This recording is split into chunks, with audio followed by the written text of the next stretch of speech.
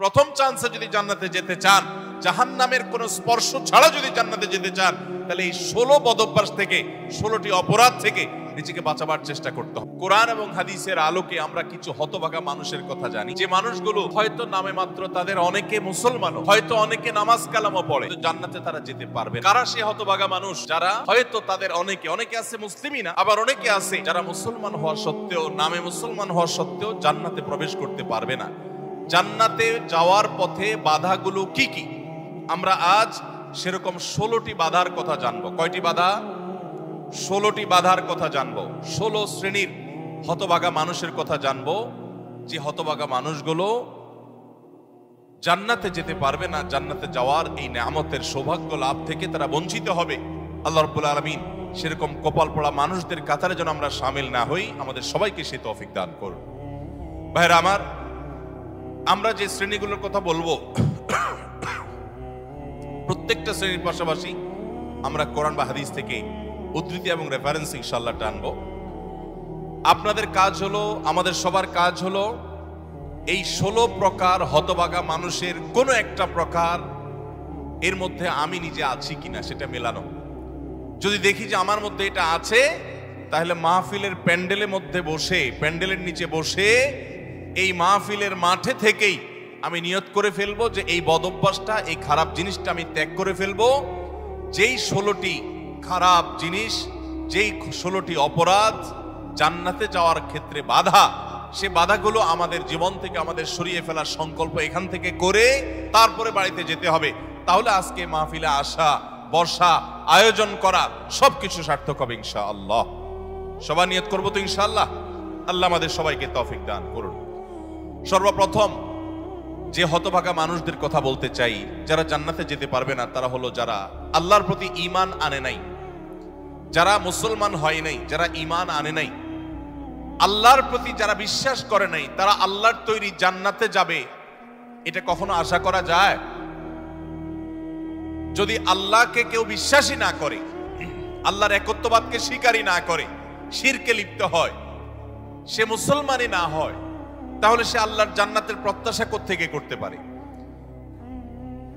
একজন মানুষ, তিনি মুসলমান না, তিনি অমুসলিম, তার ব্যক্তি জীবনে অনেক ভালো কাজ থাকতে পারে, অনেক ভালো অর্জন থাকতে পারে, কিন্তু তার ভিতরে ঈমান নাই।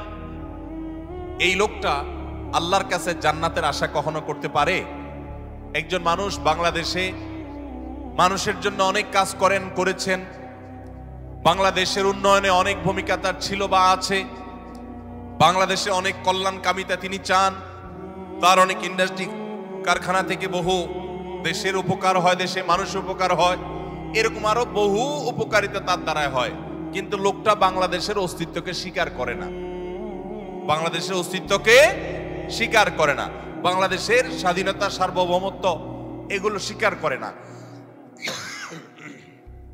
সে যদি বাংলাদেশকে অস্বীকার করে, বাংলাদেশ রাষ্ট্রের বিরুদ্ধে বিদ্রোহ করে, তাহলে এই ব্যক্তিকে বাংলাদেশ রাষ্ট্র বা রাষ্ট্রের তরফ থেকে রাষ্ট্রীয় কর্তৃপক্ষ কখনো তাকে রাষ্ট্রের কোনো সম্বর্ধনা, রাষ্ট্রের কোনো বিশেষ সম্মাননা ওই ব্যক্তিকে কখনো দিবে? দেওয়ার কথা। যে রাষ্ট্রকেই স্বীকার করে না, রাষ্ট্র তাকে সম্বর্ধনা দেওয়ার কথা। তার হতে পারে অনেক অর্জন আছে, হতে পারে অনেক অবদান আছে, তার একটারও 2 পয়সার কোনো মূল্য থাকবে না যদি সে রাষ্ট্রটাকে কি করে? অস্বীকার করে। ঠিক একইভাবে যে আমার রবকে মানে না, যার আল্লাহর প্রতি ঈমানই নেই, বিশ্বাসই নেই, তার হাজারটা ভালো কাজ থাকতে পারে, আল্লাহ রাব্বুল আলামিনের কাছে সে কখনো জান্নাত প্রত্যাশা করতে পারে? যে আল্লাহকে স্বীকার করে না, সে আল্লাহর কাছে জান্নাত কিভাবে আশা করে? এজন্য ভাইরা আমার, সহিহ মুসলিমের হাদিসে আসছে, নবী করিম সাল্লাল্লাহু আলাইহি ওয়াসাল্লাম বলেছেন, লা তাদখুলুল জান্নাতা হাত্তা তুমিনু, তোমরা ততক্ষণ পর্যন্ত জান্নাতে প্রবেশ করবে না যতক্ষণ পর্যন্ত তোমরা ঈমানদার হবে না। অর্থাৎ ঈমানদার না হলে জান্নাতে যাওয়ার কোনো সুযোগ নেই। এই প্রথম শ্রেণীর মানুষ, তারা দুনিয়া থেকে যদি ঈমান ছাড়া যায়, তাহলে সেক্ষেত্রে চিরকাল তারা জান্নাতে নিষিদ্ধ থাকবে, অনন্ত অসীমকাল জাহান্নামে তারা থাকবে, জান্নাতে কখনোই আসতে পারবে না। আর বাকি 15 শ্রেণীর মানুষ যারা আছে, এরা এক সময় তাদের পাপ এবং অপরাধের প্রায়শ্চিত্ত করার পর, এর শাস্তি পাওয়ার পর আল্লাহ তাআলা চাইলে তাদেরকে জান্নাতে দিতে পারেন এবং তাদের ঈমান যদি থাকে, কোনো না কোনো সময় তারা জান্নাতে যাবে, তাদের গুনাহগুলো মাফ হওয়ার পর অথবা শাস্তি হওয়ার পর, যেহেতু তারা ঈমানদার। এটাই হলো আহলুস সুন্নাহ ওয়াল জামাতের বিশ্বাস এবং আকীদা, যে মুরতাকিবে কাবীরা, কাবীরা গুনাহ করে দুনিয়া থেকে যদি কেউ জাহান্নামী হয়ে যায়, সে চিরকাল অনন্ত অসীমকাল জাহান্নামে থাকবে না, বরং সেখান থেকে এক সময় না এক সময় সে বের হয়ে আসবে। এটাই আহলুস সুন্নাহ জামাতের আকীদা। মুতাজিলা সহ কিছু ভ্রান্ত ফেরকার মানুষের বিশ্বাস হলো যে জাহান্নামে একবার যে যাবে সে চিরকাল সেখানে থাকবে। বিভিন্ন আয়াতের অপব্যাখ্যা তারা করে থাকেন। যাই হোক, তাহলে প্রথম শ্রেণীর কথা আমরা জানলাম, যারা জান্নাতে নো এন্ট্রি, তাদের জান্নাতে প্রবেশের সুযোগ থাকবে না, তারা হলো যাদের আল্লাহর প্রতি ঈমান নাই, যারা মুসলমান না, যারা ঈমানদার না, তারা চিরকালের জন্য জান্নাতে নিষিদ্ধ থাকবে। এক নাম্বার। দ্বিতীয় যে প্রকারের মানুষ জান্নাতে যেতে পারবে না, বা দ্বিতীয় যে বিষয়টি জান্নাতে যাওয়ার পথে বাধা, সেটি হলো আত্মীয়তার সম্পর্ক ছিন্ন করা। রক্ত সম্পর্কীয় আত্মীয়কে যদি কেউ স্থায়ীভাবে ছিন্ন করে, তাদের সাথে সম্পর্ক যদি একবারে কাট করে ফেলে, বুখারী মুসলিম এক যুগে বর্ণনা করেছেন, নবী করিম সাল্লাল্লাহু আলাইহি ওয়াসাল্লাম বলেছেন, লা ইয়াদখুলুল জান্নাতা কাতি', আত্মীয়তার সম্পর্ক ছিন্ন করে দেয় যে, এই ব্যক্তি জান্নাতে প্রবেশ করবে না, সে জান্নাতে প্রবেশ করবে না।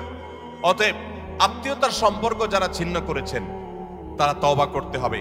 আপনার ভাই, আপনার বোন, শত বাধা হতে পারে, শত ঝামেলা হতে পারে, শত গন্ডগোল হতে পারে, আপনার চাচা, আপনার ফুফু, আপনার মা বাপ, আপনার সন্তান সন্ততি, আপনার মামা, আপনার খালা, এরা সবাই আপনার রক্ত সম্পর্কীয় আত্মীয়। এদের সাথে আপনি স্থায়ী সম্পর্ক ছিন্ন করবেন, এই সুযোগ কিন্তু ইসলাম আপনাকে রাখে নাই।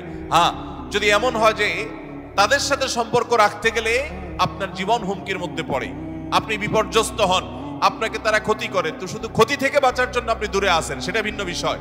কিন্তু সম্পর্ক যদি একেবারে স্থায়ীভাবে ছিন্ন করেন, বিশেষ করে দুনিয়াবি ঠুনকো অজুহাতে, ঠুনকো কারণে, কোনো কারণে মনোমালিন্য হয়েছে, আর চিরকালের জন্য সম্পর্ক ছিন্ন করে দিলেন, তো এটা হারাম।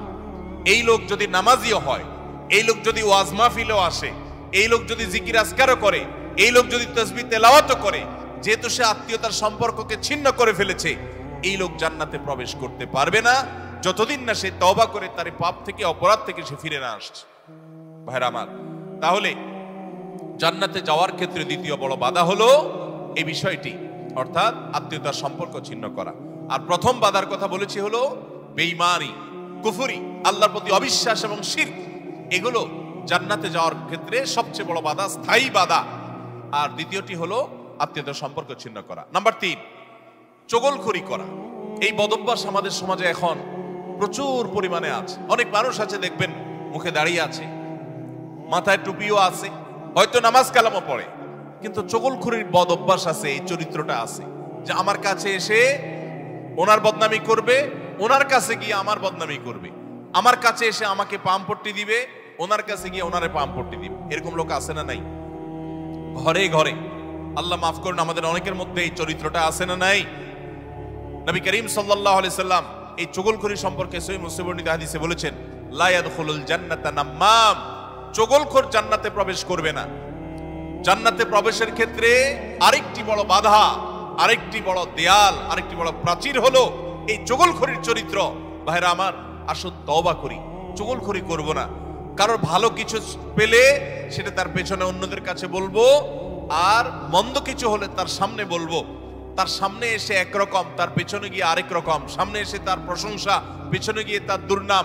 এই দুশ্চরিত্র অনেক অনেক নেকামলকারী মানুষ, নামাজ কালাম ওয়ালা মানুষ, জিকির আজকার ওয়ালা মানুষ, অনেক ইসলামের কাজ করেওয়ালা মানুষ, দাওয়াতের কাজ করেওয়ালা মানুষ, তাদের মধ্যে এই বদভ্যাস, এই দুশ্চরিত্র, এই খারাপ জিনিস আছে। ভাইরা আমার, আমরা বেশিরভাগ মানুষ চুরি করি না, ডাকাতি করি না, মদ খাই না, মানুষ হত্যা করি না, জেনা করি না, খুন খারাপি করি না, ছিনতাই রাহাজানি করি না। বেশিরভাগ মানুষ এই মাহফিলে আমরা যারা আছি, আমার কথা যারা শুনছেন, বেশিরভাগ মানুষই এই মোটা মোটা বড় বড় অপরাধগুলো আমরা করি না। কিন্তু কিছু কিছু অপরাধ আছে যেগুলো আমরা যে করি, সেগুলো অপরাধ যে আমরা জানিও না, সে বিহিত নাই, সে চিন্তাও নাই, সে ভাবলেশও নাই, এবং সেগুলো যে গুনাহ, সে গুনাহগুলোকে গুনাহ মনে করছি না, শয়তান বুঝতেই দিচ্ছে না। তার মধ্যে একটা হলো এইটা, চগলখড়ি। ঘরে ঘরে, জনে জনে দেখবেন এই বদভ্যাস, যে সামনে একরকম, পিছনে আরেক রকম, নেফাকি এবং কপটতা আজ জনে জনে ভরে গেছে। আল্লাহ তাআলা আমাদের সবাইকে জান্নাতে যাওয়ার ক্ষেত্রে কত বড় বাধা, এই বাধাকে আল্লাহ তাআলা আমাদেরকে অতিক্রম করার তৌফিক দান করুন। এই বাধা অতিক্রম করার উপায় কি ভাই? উপায় হলো এখনই তওবা করবেন। আমি জীবনে কখনো কারোর সামনে গিয়ে একরকম, পেছনে গিয়ে আরেক রকম, এই মুনাফিকি আমি করব না, এই কপটতা আমি করব না, এই 2 নম্বরে আমি করব না, এই প্রতারণা আমি করব না। কোন মানুষের সামনে গিয়ে ভালো সাজবো, পেছনে গিয়ে দুর্নাম করব না, আরেকজনের কাছে গিয়ে তার দুর্নাম করা, আর আবার তার কাছে গিয়ে আরেকজনের দুর্নাম করা, অর্থাৎ দুজনের মধ্যে লাগালাগি করে দেওয়ার জন্য যে ভূমিকা, সেই ভূমিকা অবতীর্ণ হওয়া, এই চগলখড়ি, এটা হলো জান্নাতে যাওয়ার ক্ষেত্রে তৃতীয় বড় বাধা। চগলখোর সে জান্নাতে নো এন্ট্রি থাকবে। আল্লাহ তাআলা আমাদের সবাইকে বদঅভ্যাস পরিত্যাগ করার তৌফিক দান করুন। নাম্বার 4, প্রতিবেশীকে যে কষ্ট দেয়, এই লোকও জান্নাতে যেতে পারবে না। জান্নাতে যাওয়ার ক্ষেত্রে বড় বাধা হলো এই বদঅভ্যাস এবং খারাপ জিনিস, এই অপরাধ, প্রতিবেশীকে কষ্ট দেওয়া। এটাকেও আমরা অনেকে গুনাহের কাজ মনে করি না। অনেক লোক আছে দেখবেন, গোটা দুনিয়ার সব মানুষের সাথে তার সম্পর্ক ভালো, কিন্তু নিজের প্রতিবেশীর সাথে সম্পর্কটা কি নাই? ভালো নাই। আছে না নাই? নিজের পাশের জমিদার দেখা যায় আইলটা তার জমির দিকে ঠেলা হয়। আছে না নাই? তাহলে এটা প্রতিবেশী হক আদায় হলো না হক নষ্ট হলো? আরেকজনের সীমানার বরাবর গিয়ে এমন গাছ লাগাইলেন ইচ্ছাকৃতভাবে, যাতে করে গাছের গোড়াটা আপনার এখানে থাকে আর গাছের ডালগুলা সব গিয়ে তার জমিতে পড়ে। আছে না নাই? অনেক ভালো ভালো মানুষ, অন্যান্য দিক থেকে ভালো, এরকম অনেক মানুষ এই কাজ করে কি করি না আমরা? আমি নিজেই জানি যে আমার এই যে সীমানায় গাছগুলো লাগাচ্ছি, ছায়া পড়ে তার ফসল নষ্ট হবে, তার জায়গাতে ছায়া পড়ে থেকে অনেক ফসল হবে না, ক্ষতি হবে। তারপর আমি লাগাই, ক্ষতি করার জন্যই লাগাই, যে গাছের গোড়াটা আমার থাকবে, আগাটা সব তার ঘাড়ের উপরে, তার জমির উপরে গিয়ে পড়বে, তার সীমানার উপরে গিয়ে পড়বে, ভোগ করব আমি। আছে না নাই?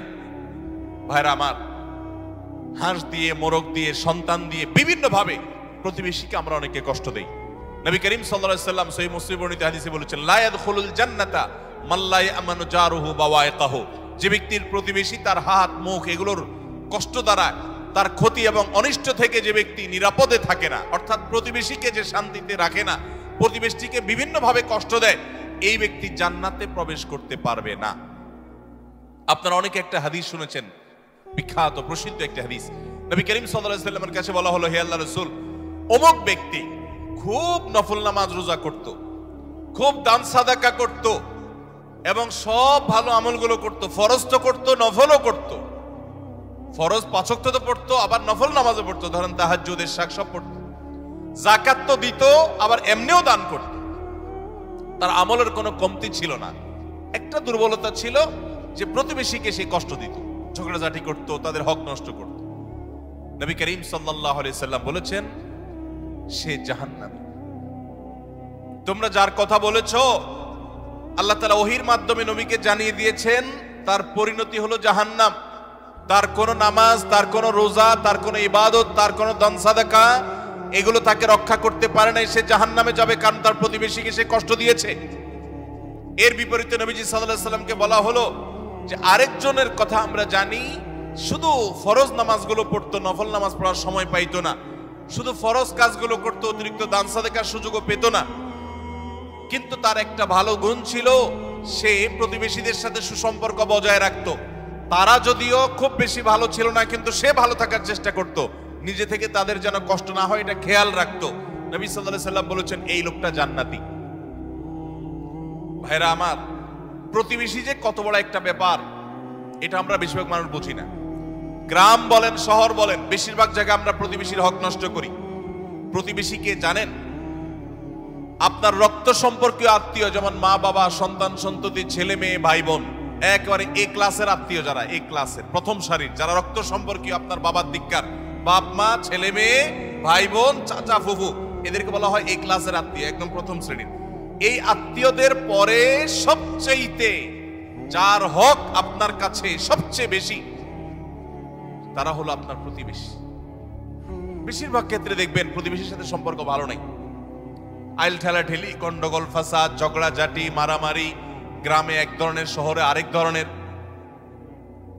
শহরে ধরেন ধুমধাড়াক্কা গানের ভলিউম দিয়ে আশপাশের প্রতিবেশীকে কষ্ট দিচ্ছেন, ময়লাটা বের করে আপনি আপনার দরজার সামনে রাখছেন, প্রতিবেশী বের হয়ে নাকে হাত দিতে হয়েছে, আপনার জুতাগুলো তার ফ্ল্যাটের সামনে চলে গেছে, তাকে আপনি কষ্ট দিচ্ছেন, আপনার বিল্ডিং এর পাশের জায়গাটা খালি আছে, ময়লাটা সেখানে ফেলতেছেন, আপনার বাচ্চাদেরকে দিয়ে তারে কষ্ট দিচ্ছেন, গ্রামে দেখা যায় হাঁস মুরগি দিয়ে প্রতিবেশীকে কষ্ট দিচ্ছেন, আপনার ছাগল গিয়ে তার জিনিসপত্র খেয়ে ফেলছে, আপনার বাচ্চারা গিয়ে তাকে ডিস্টার্ব করছে, আপনার গাছগুলো গিয়ে ছায়া হয়ে তার জায়গাতে ক্ষতি করছে, তার জায়গা বরাবর আপনি পুকুর কাটতেছেন যাতে করে ভেঙে আপনার এখানে পড়ে। এক কথায় নানাভাবে আমরা প্রতিবেশীকে ক্ষতিগ্রস্ত করছি। এমনকি অনেক মানুষ অন্য অনেক ক্ষেত্রে প্র্যাকটিসিং মুসলমান হওয়ার সত্ত্বেও এই কাজটা করছে। নবী সাল্লাল্লাহু আলাইহি সাল্লাম বলেছেন, খবরদার, যে ব্যক্তি প্রতিবেশীকে কষ্ট দেয়, প্রতিবেশী তার হাত মুখ দ্বারা কষ্ট পায়, এই লোক জান্নাতে যেতে পারবে না। তাহলে 4 নম্বর আমরা পেলাম, জান্নাতে যাওয়ার ক্ষেত্রে বাধা হলো প্রতিবেশীকে কষ্ট দেওয়া। আল্লাহ তাআলা এই বদঅভ্যাস এবং এই গুনাহ থেকে, অপরাধ থেকে আমাদেরকে বেরিয়ে আসার তৌফিক দান করুন। নবী করিম সাল্লাল্লাহু আলাইহি সাল্লাম বলেছেন, প্রতিবেশী সম্পর্কে জিবরিল আমাকে এত বেশি সাবধান করেছে যে আমার মনে হচ্ছিল জিবরিল না জানি এসে বলে, আপনার মৃত্যুর পর আপনার সম্পদে বাবা মা ছেলে মেয়ে যার যার সম্পদের ভাগ আছে, এর মধ্যে প্রতিবেশীর একটা ভাগ আছে, এইটা না জানি কখন বলে আমি সেই চিন্তা করছিলাম। কারণ এতবারে সে জিবরিল আমাকে সাবধান করছে যে খবরদার, প্রতিবেশীর ব্যাপারে কেয়ারফুল থাকতে হবে, সতর্ক থাকতে হবে। আমরা সতর্ক থাকবো তো ইনশাআল্লাহ। নাম্বার 5, অহংকারী ব্যক্তি, যে অহমিকা দেখায়, দম্ভ করে, গরিমা নিয়ে চলে, মানুষকে মানুষ মনে করে না। কারোর টাকার গরম আছে, কারোর নাম যশ খ্যাতির গরম আছে, কারোর ক্ষমতার গরম আছে। আল্লাহ তাআলা এক একজনকে এক একটা দিয়ে পরীক্ষা করেন। এগুলোর মাধ্যমে যারা অহংকারী হয়ে যায়, এগুলোর কারণে যারা অহংকারী হয়ে যায়, এই অহংকারী ব্যক্তি কখনো জান্নাতে যাবে না। সহিহ মুসলিমের হাদিসে আসছে, নবী করিম সাল্লাল্লাহু আলাইহি ওয়াসাল্লাম বলেছেন, লা ইয়াদখুলুল জান্নাতা মান কানা ফি কলবিহি মিসকালু যাররাতিন মিন কিবরিন, যেই ব্যক্তির অন্তরে যাররা পরিমাণ অহংকার থাকবে, দম্ভ থাকবে, এই মুতাকাব্বির অহংকারী ব্যক্তি জান্নাতে কখনো প্রবেশ করবে না। আল্লাহ রাব্বুল আলামিন হাদিসে কুদসিতে বলেছেন, অহংকার হলো আমার চাদর। অহংকার হলো কার চাদর ভাই? আল্লাহ তাআলার চাদর। এই চাদর নিয়ে যদি কেউ টানাটানি করে, আল্লাহ রাব্বুল আলামিন তাকে ছিন্ন বিচ্ছিন্ন করে ছাড়বেন, তাকে আল্লাহ তাআলা কখনো জান্নাত দিবেন। এজন্য ভাইরা সবসময় বিনয়ী হয়ে থাকতে হবে। জান্নাতি লোকদের কিছু মার্কা আছে, এর ভিতরে একটা মার্কা হলো তারা বিনয়ী থাকবে, মাটির মানুষ হয়ে থাকবে, নিরীহ হয়ে থাকবে, তাদের উপরে সবাই চড়াও হতে চাইলেও তারা চড়াও হবে না, অর্থাৎ বিনম্র থাকবে। এটা জান্নাতি লোকদের মার্কা। এই জন্য ভাইরা বিনয়ী হতে হবে। 5 নম্বর, যারা জান্নাতে যেতে পারবে না, জান্নাতে যাওয়ার ক্ষেত্রে বাধা হলো অহংকার, সে অহংকারী মানুষ। 6 নম্বর হলো প্রতারক, 7 নম্বর হলো দান করে খোটা দেয় যে সে, আর 8 নম্বর হলো কৃপণ। আর এই তিনটি তিরমিজি বর্ণিত হাদিসে বর্ণিত হয়েছে। নবী করিম সাল্লাল্লাহু আলাইহি ওয়াসাল্লাম বলেছেন, লা ইয়াদখুলুল জান্নাতা খাব্বুন ওয়ালা মান্নানুন ওয়ালা বাখীল, যে ব্যক্তি কাউকে প্রতারণা করে, ধোঁকা দেয়। এখন আমাদের সমাজে মুসলমানদের মধ্যে ধোঁকা দেনওয়ালা মানুষের সংখ্যা কি কম না বেশি? দোকানদার বলেন, ব্যবসায়ী বলেন, চাকরিজীবী বলেন, যার কথাই বলেন, এমনকি নেতারা বলেন, জনগণকে ধোঁকা দেয়। ঠিক না ভাই? ঠিক। সবাই যার যার জায়গা থেকে কে কাকে ল্যাং মারবে, কে কাকে ধোঁকা দিবে, এটাই হলো আমাদের কাজ এখন। অথচ ধোঁকাবাজ, প্রতারক, চিটার, বাটপার, এই লোকগুলো কখনো জান্নাতে যেতে পারবে। নবী করিম সাল্লাল্লাহু আলাইহি ওয়াসাল্লাম এই হাদিস বলছে যে প্রতারক জান্নাতে যাবে না। দ্বিতীয়ত, মান্নান, অর্থাৎ দান করে যে খোটা দেয়, এই লোকও জান্নাতে যেতে পারবে না। দান করে খোটা দেওয়ার বদভ্যাস আছে না নাই আমাদের অনেকের? দান করেছেন আল্লাহকে খুশি করার জন্য, যদি আপনি খোটা দেন তাহলে আপনার দান বরবাদ হয়ে যায়, ওটা নষ্ট হয়ে যায়। আল্লাহ বলেছেন, লা তুবতিলু সাদাকাতিকুম বিল মান্নি ওয়াল আযা, তোমরা দান করার পর খোটা দিয়া, কষ্ট দিয়া, যাকে দান করছো তাকে কষ্ট হয় এরকম কথা বলে ওই দানকে বরবাদ করে দিও না। আমরা অনেকে এই কাজ করি। দান করেছেন, ওই ব্যক্তির কাছ থেকে থ্যাঙ্কসের আশাও করবেন না। থ্যাঙ্কস মানে কৃতজ্ঞতা, সে আদায় করবে, শুকরিয়া দিবে, সে আপনার স্বীকৃতি দিবে, এই আশাটাও আপনি করতে যাবেন না। আল্লাহ কোরআনে কারীমে সূরা দাহরের মধ্যে জান্নাতি এবং নেককারদের বৈশিষ্ট্য বলতে গিয়ে বলেছেন, ওয়ায়ুতঈমুনা আত-তাআমা আলা হুব্বিহি মিসকিনাও ওয়া ইয়াতীমান ওয়া আসীরা, জান্নাতি মানুষগুলো, আবরার এবং নেককাররা হলো তারা আল্লাহর মহব্বতে মিসকিনকে, বন্দীকে, অন্যান্য অভাবী মানুষদেরকে তারা খাদ্য দেয়, এবং বলে ইন্নামা নুতইমুকুম লিওয়াজহিল্লাহ লা নুরিদু মিনকুম জাযাআও ওয়ালা শুকুরা। তারা বলে আমরা আল্লাহর জন্য তোমাদেরকে খাদ্য দিচ্ছি, তোমাদের কাছ থেকে এর কোনো ফিডব্যাক বিনিময় তো চাই না, এমনকি শুকরিয়া তোমরা যে আমাদেরকে থ্যাঙ্কস বলবা সেটা পর্যন্ত আমরা আশা করি না, দরকার নেই। আল্লাহর কাছে এইভাবে সওয়াবের আশা করা, বান্দার কাছে খোটা না দেওয়া 7 নম্বর।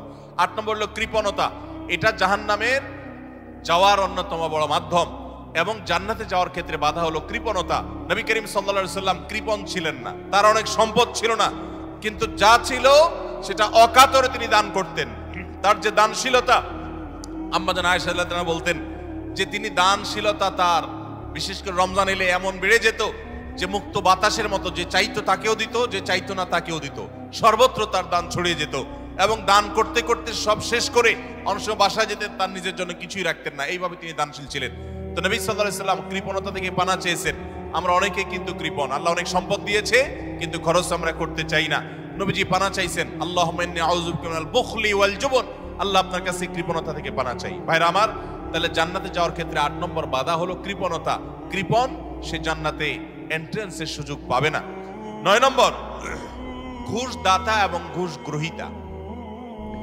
যে ঘুষ দেয় সে যদি একান্ত নিরুপায় হয়ে দেয়, এমন কাজ যে কাজ না হলে তার জীবন বাঁচে না, অনেক জটিল প্রয়োজন, এরকম প্রয়োজনে সে যদি ঘুষ দিতে বাধ্য হয়, ঘুষ দেওয়া ছাড়া তার কোনো উপায় না থাকে, তাহলে ওই ব্যক্তিকে মাযুর হিসেবে আল্লাহ তাআলা মাফ করবেন আশা করা যায়। কিন্তু সচরাচর আমরা দেখা যায় আজকাল যেসব ক্ষেত্রে ঘুষ দিয়ে সুবিধা নেই, ওটা না নিলে আমি যে মরে যাব এরকম না, আমি ইচ্ছা করলে হারামটা নাও করতে পারি। আবার অনেক ক্ষেত্রে আমার বৈধ জিনিসটাকেই আমি অবৈধভাবে পাওয়ার জন্য আমি ঘুষ দিচ্ছি। তো এই যে ঘুষ দাতা, ঘুষ গ্রহীতা তো সর্বাবস্থায় অপরাধী, ঘুষ দাতাও সে অপরাধী হবে এইভাবে যদি সে ঘুষ দেয়। আপনি একটা জায়গায় কাজে যাবেন, সিরিয়াল দিয়া, সবাই সিরিয়ালে দাঁড়াইছে, আপনিও সিরিয়ালে দাঁড়াবেন, এটাই হলো নিয়ম। সবাই সিরিয়ালে দাঁড়াইছে, আপনি সিরিয়ালে দাঁড়াইতে চাচ্ছেন না, সেজন্য কি করলেন? ঘুষ দিলেন। ঘুষ দিয়া সবার আগে কাজটা করে নিয়ে আসলেন। এই যে ঘুষ দিল, এই ঘুষ দেওয়াটা সে, এটা কি সে বাধ্য হয়ে দিয়েছে? বরং এখানে যে ঘুষ খাইছে তাকে সে বাধ্য করছে। আমাদের দেশে আমরা সরাসরি শুধু ঘুষখোরদের দোষ দেই। ঘুষখোরদের তো দোষ আছেই শতভাগ, কিন্তু অনেক সময় ঘুষ যারা দেয় তাদেরও দোষ কম নাই। অনেক অফিসার আছে ঘুষ না খাইলে ক্লায়েন্টরা বরং পেরেশান হয়ে যায় যে এই স্যার, নতুন স্যার ঘুষ খায় না, তাহলে তো পেরেশানের ব্যাপার, কিভাবে 2 নম্বর এটা আদায় হবে। অতএব ভাইরা আমার, ঘুষ দাতা এবং গ্রহীতা, তাবরানী হাদিসে আসছে নবী করিম সাল্লাল্লাহু আলাইহি ওয়াসাল্লাম বলেছেন, আর রাশি ওয়াল মুরতাশি ফিন্নার, ঘুষ দাতা ঘুষ গ্রহীতা উভয় জাহান্নামে যাবে। অতএব ঘুষ দিতেও খুব সাবধান, আর যারা ঘুষ খাচ্ছে তাদের কথা তো বলাই বাহুল্য। তাহলে জান্নাতে যাওয়ার ক্ষেত্রে এই ঘুষ দেওয়া নেওয়া এটা একটা বড় বাধা। আর জান্নাতি হতে পারবে না, জান্নাতে নো এন্ট্রান্স থাকবে ওই সমস্ত লোকদের যারা এটা করে। নাম্বার 10, মাতা পিতার অবাধ্য। নাম্বার 11, নেশাগ্রস্ত, নেশায় আসক্ত। এই সম্পর্কে নাসাই বর্ণিত হাদিসে আসছে নবী করিম সাল্লাল্লাহু আলাইহি ওয়াসাল্লাম বলেছেন, লা ইয়াদখুলুল জান্নাতা আকুন ওয়ালা মান্নান ওয়ালা মুদমিনু খামরিন। জান্নাতে যেতে পারবে না মা বাবার নাফরমান, মা বাবার অবাধ্য, মা বাবার সাথে বেয়াদবি করে, মা বাবার যৌক্তিক নির্দেশগুলোকে লঙ্ঘন করে। অনেক মানুষ আছে দেখবেন নামাজ কালাম পড়ে, কপালে সিজদা পড়ে গেছে, অন্য অনেক ভালো কাজ করে, কিন্তু মা বাবার প্রতি তিনি অনুগত নন, তাদের সাথে নাফরমানি করে। এই সন্তান কখনো জান্নাতে যেতে পারবে না যাবত না আল্লাহ তাআলা তাকে মাফ না করেন, অথবা তার এই পাপের প্রায়শ্চিত্ত সে না করে। অর্থাৎ এটা জান্নাতে যাওয়ার ক্ষেত্রে বাধা, মাতা পিতার নাফরমান। আর 11 নম্বর হলো মাদকে আসক্ত, যেটা এই একই হাদিসে নাসাই বর্ণিত হাদিসে আছে। মাদক আসক্ত অর্থাৎ মাদক সেবন করতে করতে এটা দেশে অভ্যস্ত হয়ে পড়েছে, এটা স্থায়ী রোগে পরিণত হয়েছে, এই লোকটাও জান্নাতে যেতে পারবে না। 12 নম্বর হলো ওই লোক যার শরীর হারাম দ্বারা গঠিত হয়েছে, যার গোশত, মাংস, রক্ত হারাম খেয়ে, হারাম উপার্জন করে করে এগুলো গঠিত হয়েছে। সেটা সুদের টাকায় হোক, সেটা ঘুষের টাকায় হোক, সেটা চুরির টাকায় হোক, সেটা দুর্নীতির টাকায় হোক, সেটা যেভাবে হোক না কেন। এই সম্পর্কে মুসনাদ আহমদের হাদিস আছে, নবী করিম সাল্লাল্লাহু আলাইহি ওয়াসাল্লাম বলেছেন, লা ইয়াদখুলুল জান্নাতা জাসাদুন নাবাতা বিসসুহত। যে শরীর হারাম দ্বারা বৃদ্ধি হয়েছে, হারাম দ্বারা গঠিত হয়েছে, সে শরীর জান্নাতে প্রবেশ করবে না। এটা হলো 12 নম্বর। 13 নম্বর হলো অহংকারী ব্যক্তি, যে শুধু অহংকার করে তা নয়, অহংকারের পাশাপাশি আরেকটা বদ অভ্যাস আছে, আরেকটা রোগ আছে, যে রীতিমতো কাউকে পাত্তা দেয় না এবং গোয়ার কিসিমের হয়, গোয়ার কিসিমের হয়, খুব তেড়া কিসিমের হয়, শক্ত মেজাজি হয়, কোনোভাবেই সে নরম হতে চায় না। এই উতুল এবং জাওয়াজ আবু দাউদ শরীফের হাদিসের বর্ণনা মতে এই টাইপের মানুষও জান্নাতে যেতে পারবে না, যারা অনেক বেশি এরকম গোয়ার হয় এবং রূঢ় স্বভাবের হয়। স্বভাবটাই হলো রূঢ়, স্বভাবটাই হলো রুষ্ট, সে সবসময় মানুষের সাথে এরকম কঠোর স্বভাবের হয়, তার মনটাই হলো পাথরের মতো। এই মানুষগুলো জান্নাতে যেতে পারবে না এবং আবু দাউদের হাদিস সেটি বলছে। আর 14 নম্বর হলো গণক, যে ভবিষ্যতে কি হবে না হবে মানুষের সমস্ত গণক গণনা করে বিভিন্ন খবর বলে দেয়। অনেক সময় এগুলো সত্য হয় এবং কুফরি কালাম করে শয়তানের আশ্রয় নিয়ে ব্ল্যাক ম্যাজিকের মাধ্যমে, জাদুবিদ্যার মাধ্যমে বিভিন্ন ভাবে এরকম অনেক কিছু বলতে পারে তারা, এবং সেগুলো খেটেও যেতে পারে, অস্বাভাবিক নয়। কিন্তু এই যে অসৎ উপায়ে কুফরি কালামের মাধ্যমে, জাদুর মাধ্যমে শয়তানের আশ্রয় নিয়ে ভবিষ্যৎ সম্পর্কে বলে দেয়, এই রকম গণক যারা, এরাও জান্নাতে যেতে পারবে না। এমনকি তাদের কাছে যারা যায়, যারা তাদের কথা বিশ্বাস করে, আস্থা রাখে, এদের ইবাদত পর্যন্ত একটা মেয়াদ পর্যন্ত কবুল হবে না, হাদিসে বলা হয়েছে। তাহলে 14 প্রকার হলো এই গণক। আর 15 নম্বর হলো জাদুকর, যারা ব্ল্যাক ম্যাজিক করে মানুষকে। আজকাল এই ব্ল্যাক ম্যাজিক ভাই ঘরে ঘরে হয়ে গেছে, ঘরে ঘরে দুষ্ট জিনকে দিয়ে শয়তানের আশ্রয় নিয়ে ব্ল্যাক ম্যাজিশিয়ানরা ব্ল্যাক ম্যাজিক করে। দেখবেন যে বিভিন্ন পোস্টারে লেখা কামরূপ কামাখ্যা থেকে প্রশিক্ষণ প্রাপ্ত, আছে না নাই? ফেসবুকে দেখবেন বিভিন্ন কমেন্টে এরকম পোস্টার পোস্ট করে অনেক অনেক লোক। আবার অনেক সময় দেখবেন বিভিন্ন জায়গায় জায়গায় এগুলো আছে। ঘরে ঘরে দেখবেন এমন অনেক রোগী আছে যেই রোগীদের কোনো ট্রিটমেন্ট ডক্টররা করতে পারছেন না। দেশ বিদেশ ঘুরে, বহু হাসপাতাল ঘুরে, বহু ট্রিটমেন্ট নিয়েও কোনো চিকিৎসা করাতে পারছেন না, কোনো ট্রিটমেন্ট হচ্ছে না, সুস্থ হচ্ছে না। এগুলোর একটা অংশ, আমি সবগুলো বলছি না, একটা বড় অংশ ব্ল্যাক ম্যাজিকের রোগী। আস্তে আস্তে শেষ হয়ে যাচ্ছে। বিভিন্ন বর্ণনা আছে সম্পর্কে। ব্ল্যাক ম্যাজিক এটা ওটের উপর যদি পড়ে তো ওটকে পাতিল পর্যন্ত নিয়ে যায়, অর্থাৎ শেষ হয়ে যায়, জবাই করে খাওয়া ছাড়া উপায় থাকে না, আর মানুষকে কবর পর্যন্ত নিয়ে ছাড়ে। অন্য আরেক হাদিসে আছে যে এই যে মানুষের হিংসাত্মক দৃষ্টি, কুদৃষ্টি, বদনজর, এটা ভাগ্যকে পর্যন্ত আল্লাহর ফয়সালাতেই পরিবর্তন পর্যন্ত করে দেয়। এরকম ভয়াবহ একটা বিষয়। এই ব্ল্যাক ম্যাজিশিয়ান যারা, এরা জান্নাতে যেতে পারবে না এবং দুনিয়াতে এদের জন্য চরম শাস্তি। ইসলামী শরিয়া তাদের জন্য মৃত্যুদণ্ড রেখেছে, কারণ এরা স্বামী স্ত্রীর মধ্যে কলহ সৃষ্টি করে। এখন শত শত ফ্যামিলিতে দাম্পত্য সম্পর্কগুলো ভালো নেই। আমার কাছে এরকম শত শত হিস্ট্রি আসে যে স্বামী স্ত্রীর একসময় সম্পর্ক খুব ভালো ছিল, হঠাৎ করে তাদের আর সম্পর্ক ভালো নাই, কেউ কাউকে সহ্য করতে পারছেন না, কেউ একজন ব্ল্যাক ম্যাজিক করেছে। এবং দেখবেন বাসা বাড়িতে অনেক সময় দেখা যায় অস্বাভাবিক জায়গাতে তাবিজ কবজ পাওয়া যায়, আছে না নাই? এরকম কে বা কারা রাখছে, চুল কেটে নিয়ে যায়, জামা কাটা সেটা কেটে নিয়ে যায়, ব্ল্যাক ম্যাজিকের উপাদান এগুলো অনেক সময় হয়। আমরা অনেকে এগুলো জেনেও না জানার ভান করে থাকি, অনেকে জেনেও সেটা সঠিকভাবে এটা রহস্য উদ্ঘাটনের চেষ্টা করি না। তো এই ব্ল্যাক ম্যাজিশিয়ান যারা, এরা সমাজে অশান্তি সৃষ্টি করে, দাম্পত্য জীবনে কলহ সৃষ্টি করে, মানুষের ক্ষতি করে। এরকম অনেক লোক আছে তাবিজ ব্যবসায়ী, তারা তাবিজের ব্যবসার আড়ালে তারা মূলত এই ব্ল্যাক ম্যাজিকটা করে। এই ব্ল্যাক ম্যাজিশিয়ান যারা, তারা জান্নাতে যেতে পারবে না। এটা হলো 15 নম্বর। 16 নম্বর হলো যারা সিল্কের পোশাক পরে পুরুষ হয়ে, নবী করিম সাল্লাল্লাহু আলাইহি ওয়াসাল্লামের হাদিসে তাদেরকেও জান্নাতে নো এন্ট্রির কথা বলা হয়েছে। জান্নাতে যাওয়ার ক্ষেত্রে সেটাও বড় একটা বাধা। তাহলে 16 প্রকারের মানুষ পেলাম যারা জান্নাতে যেতে পারবে না বলে নবী করিম সাল্লাল্লাহু আলাইহি ওয়াসাল্লামের বিভিন্ন হাদিসে সাবধান করা হয়েছে, সতর্ক করা হয়েছে, কোরআনের বিভিন্ন আয়াতে সাবধান করা হয়েছে যে এই 16 প্রকারের মানুষ তারা জান্নাতে যেতে পারবে না। শুধু 16 প্রকার নয়, এরকম আরো আছে, কোরআন হাদিস ঘাটলে পাওয়া যাবে। আমি 16 প্রকার শুধুমাত্র কোরআন এবং হাদিস থেকে আপনাদের জন্য উপস্থাপন করলাম যে এই মানুষগুলো জান্নাতে যেতে পারবে না। আমরা শুরুতে বলেছি ইমানদারের সবচেয়ে বড় চাওয়া হলো, টার্গেট হলো জান্নাতে যাওয়া। সে জান্নাতেই যদি যেতে না পারি, তাহলে আমার আর এই দুনিয়াতে আমার কর্ম, আমার ঈমান, এগুলো আমাকে কি উপকার করলো? যদিও ঈমান থাকলে আপনি এই সমস্ত গুনাহগুলো লিপ্ত হওয়ার কারণে জাহান্নামে গেলেও একসময় আপনি জান্নাতে আসবেন, এটাই আহলে সুন্নাত জামাতের আকীদা, এটাই বিশুদ্ধ বিশ্বাস। কিন্তু তারপরেও জাহান্নাম তো এমন জায়গা যেখানে এক মুহূর্তের জন্য গিয়ে সহ্য করার কথা নয়। অতএব ইমানদার প্রথম চান্সে জান্নাতে যেতে চাইবে।